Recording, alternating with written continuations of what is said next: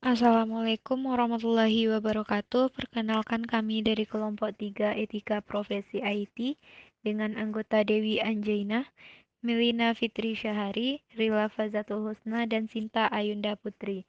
Di sini kami akan membahas tentang cybercrime, yaitunya lebih tepatnya kepada pelecehan pada wanita di media sosial.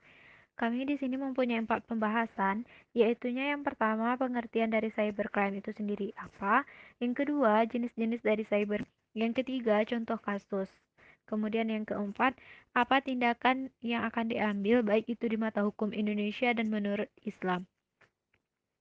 Pengertian cybercrime menurut secara umum, cybercrime itu adalah perbuatan melawan hukum yang dilakukan dengan memakai jaringan komputer sebagai sarana atau alat atau komputer sebagai objeknya, baik untuk memperoleh keuntungan ataupun tidak, dan itu merugikan pihak lainnya. Cybercrime sendiri itu secara lainnya dapat didefinisikan sebagai perbuatan melawan hukum yang dilakukan dengan menggunakan internet yang berbasis pada kecanggihan teknologi komputer dan telekomunikasi. Menurut The Prevention of Crime and the Treatment of Offenders di Havana, Kuba pada tahun 1999 dan di Wina, Austria tahun 2000 menyebutkan ada dua istilah yang dikenal, yaitunya cybercrime dalam arti sempit dan cybercrime dalam arti luas. Cybercrime dalam arti sempit yaitunya eh, perilaku ilegal atau melanggar yang secara langsung menyerang sistem keamanan komputer dan atau data yang diproses oleh komputer. Yang kedua, yaitu cybercrime dalam arti luas yang disebut dengan computer related crime, yaitu perilaku ilegal yang berkaitan dengan sistem komputer ataupun jaringan. Kemudian, cybercrime menurut para ahli. Yang pertama menurut Parker, yaitunya cybercrime adalah suatu tindakan atau kejadian yang berkaitan dengan teknologi komputer, di mana seseorang mendapatkan keuntungan dengan merugikan pihak lainnya. Yang kedua, menurut Wahid dan Labib, bahwa cybercrime itu adalah semua jenis pemakaian jaringan komputer untuk tujuan kriminal dengan penyalahgunaan kemudahan teknologi digital. Menurut Widodo, cybercrime itu adalah semua kegiatan individu ataupun kelompok yang memakai jaringan komputer sebagai sarana melakukan kejahatan atau menjadikan komputer itu sebagai sarana kejahatannya. Yang keempat yaitunya menurut Organization of Europe Community Development, kejahatan dunia maya atau cybercrime itu semua akses ilegal terhadap suatu transmisi data. Yang mana artinya di sini bahwa semua kegiatan yang tidak sah dalam suatu sistem komputer itu sudah termasuk ke dalam tindak kejahatan.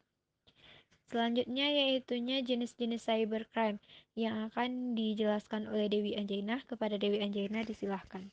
Selanjutnya yaitu jenis-jenis cybercrime. Yang pertama yaitu ada akses ilegal, seperti membuka atau masuk ke akun orang lain tanpa izin. Dan dengan sengaja ini merupakan suatu tindakan kejahatan di dunia maya.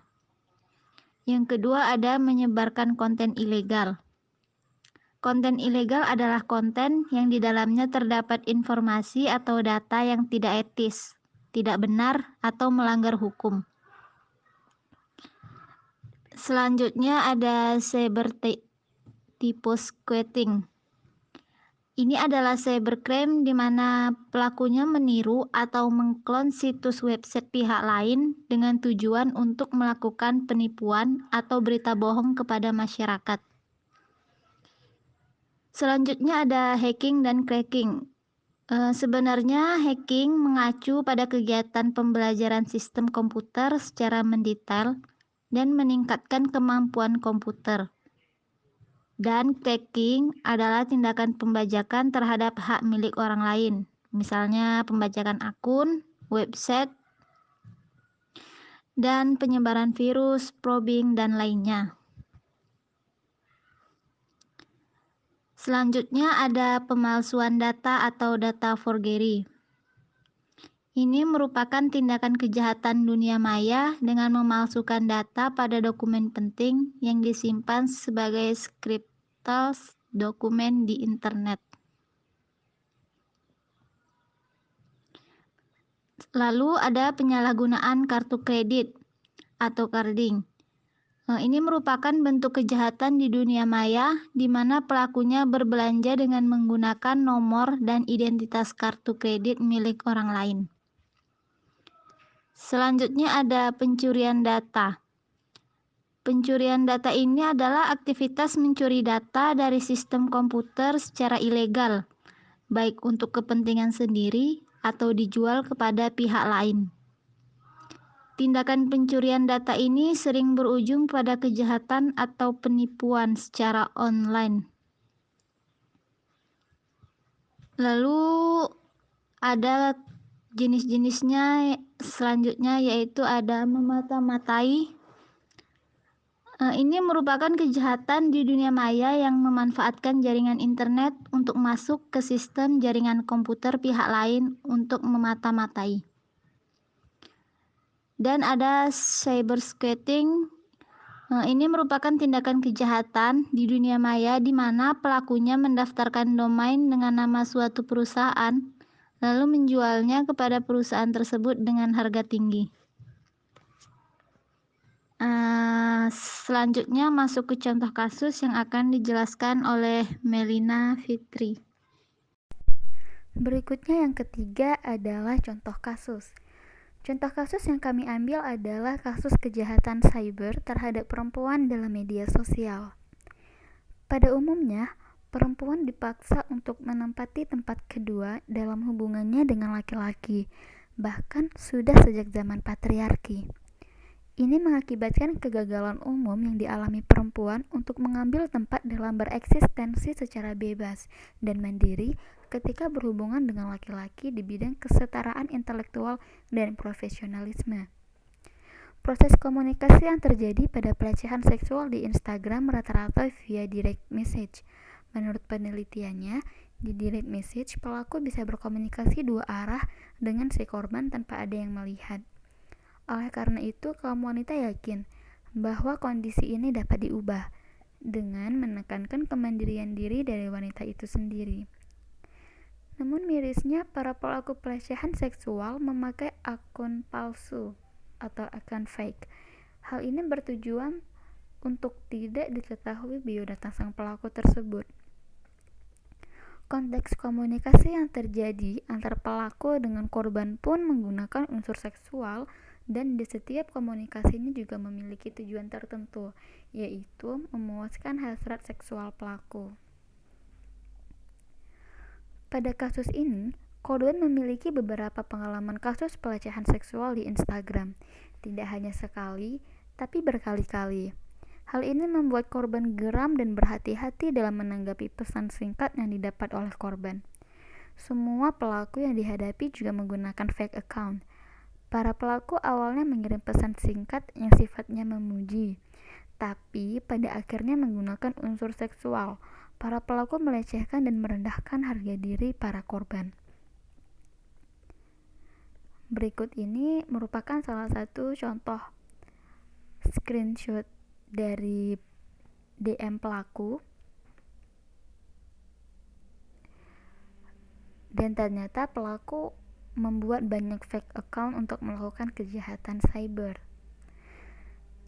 Dan setelah dikumpulkan, ternyata total korban yang dikirimkan DM pelecehan seksual itu mencapai 12 orang lebih. Para korban pun menduga bahwa ada satu orang yang memiliki akun-akun tersebut karena cara pengetikan dari beberapa akun tersebut sama.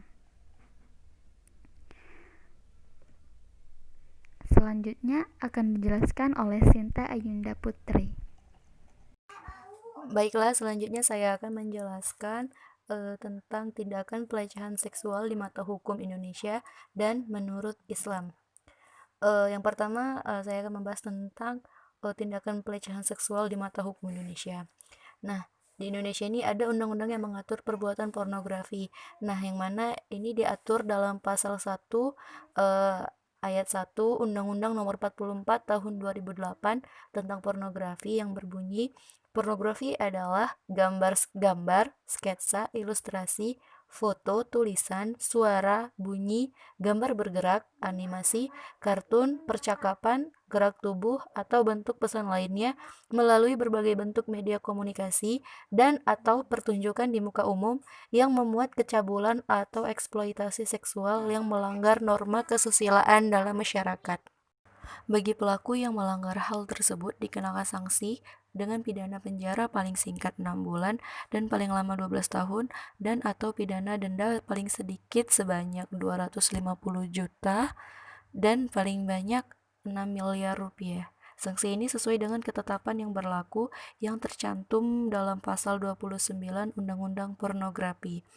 Kemudian untuk tindakan mengirim komentar atau pesan yang tidak senonoh di media sosial juga dilarang dalam Undang-Undang Nomor 19 Tahun 2016 dalam pasal 27 ayat 1 Undang-Undang ITE, yang mana pasal ini berbunyi, setiap orang dengan sengaja dan tanpa hak mendistribusikan dan atau mentransmisikan dan atau membuat dapat diaksesnya informasi elektronik dan atau dokumen elektronik yang memiliki muatan melanggar asusila, yang mana sanksi yang akan diperoleh pelaku untuk kasus pelanggaran berkomentar yang tidak senonoh yaitu diberikan tindak pidana penjara paling lama 6 tahun dan atau denda paling banyak 1 miliar rupiah.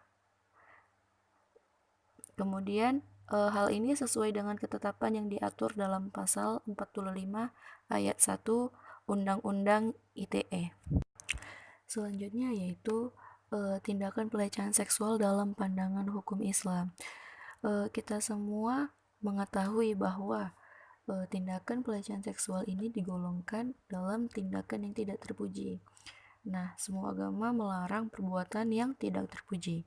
Begitupun dalam agama Islam. Dalam agama Islam, sifat ini dipandang sebagai perbuatan tercela karena agama Islam telah mengajarkan kepada setiap umatnya untuk saling hormat menghormati kepada siapapun tanpa memandang posisi maupun jabatan. Dan ketentuan aktivitas seksual hanya boleh dilakukan oleh jalur yang telah ditentukan, yaitu melalui jalur pernikahan yang sah menurut ketentuan Allah Subhanahu wa taala sebagaimana yang telah tercantum dalam Quran surat Ali Imran ayat 14 yang artinya dijadikan indah pada pandangan manusia kecintaan pada apa-apa yang diingini yaitu berupa wanita, anak-anak, harta yang banyak dari jenis emas, perak, kuda pilihan, binatang-binatang ternak dan sawah ladang. Itulah kesenangan hidup di dunia dan di sisi Allah adalah tempat kembali yang baik, atau surga. Kemudian manusia ini tidak bisa terlepas dari unsur nafsu seksual karena dengan adanya unsur ini manusia dapat melanjutkan dan memperbanyak keturunannya. Tetapi bukan berarti manusia boleh melakukan aktivitas ini sesuka hatinya. Bila aktivitas seksual di luar jalur yang telah ditentukan seperti yang telah dilakukan oleh orang-orang yang hanya menuruti hawa nafsu dan keinginan mereka, maka hubungan seksual tersebut disebut zina. Sedangkan kita ketahui bahwa Allah Subhanahu wa taala melarang keras perbuatan zina tersebut. Yang mana Allah Subhanahu wa taala berfirman dalam Quran surat Al-Isra ayat 32 yang artinya, dan janganlah kalian mendekati perbuatan zina karena zina itu sungguh perbuatan keji dan suatu jalan yang buruk.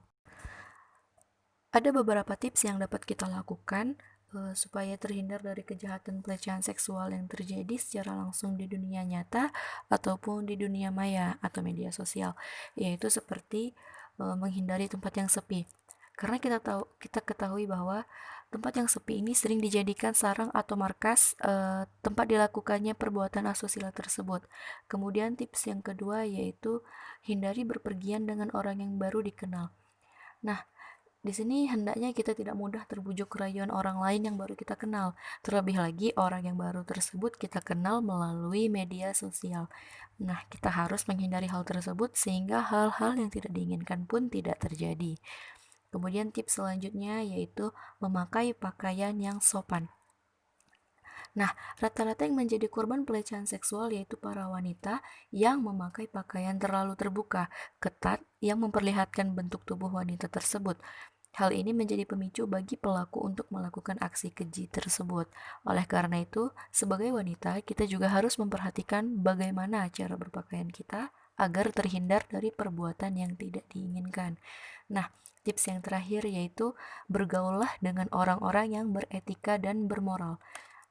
Faktor pergaulan pun juga dapat dijadikan pemicu kejahatan asusila. Orang yang beretika dan bermoral biasanya bisa menjaga kehormatan teman sendiri. Dengan menjaga kehormatan teman tersebut, membuat kita lebih aman dari kejahatan asusila seperti pelecehan seksual. Sekian yang dapat kami sampaikan mengenai kejahatan cyber di media sosial untuk contoh kasus pelecehan seksual di media sosial.